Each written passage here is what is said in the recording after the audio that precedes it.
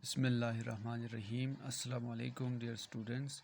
आज हम class 10th chemistry की बाकायदा क्लासेस शुरू कर रहे हैं। सबसे पहला जो हमारा टॉपिक होगा आज का वो केमिकल इक्विलिब्रियम होगा।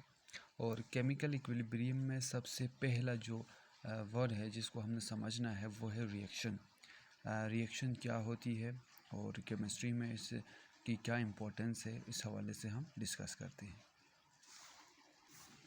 So we have a reaction is one in which reactants react with each other and form products।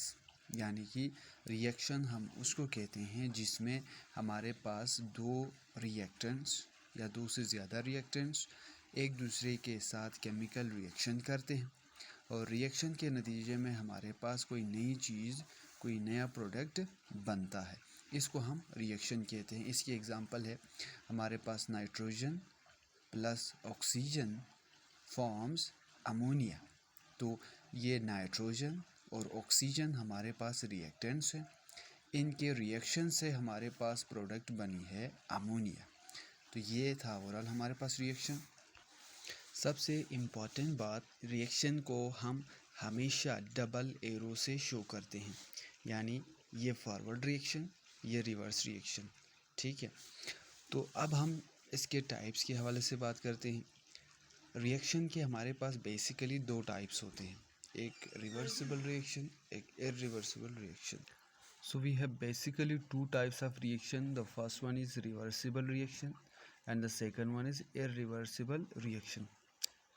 Reversible reaction is one in which reaction proceeds in forward direction as well as backward direction।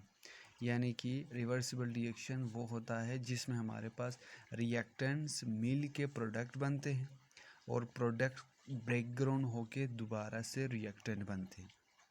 समझ आई बात। Next हमारे पास है irreversible reaction. Irreversible reaction is one in which reactants form products but product does not break into reactants.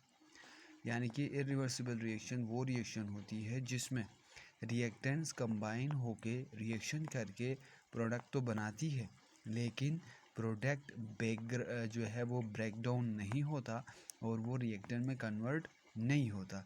तो ये irreversible reaction है। हमारे पास example है रिवर्सिबल रिएक्शन की, यानी कि 2SO2 यानी सल्फ़र डाइऑक्साइड जब रिएक्शन करता है ऑक्सीजन के साथ तो हमारे पास सल्फ़र ट्राइऑक्साइड बनाता है।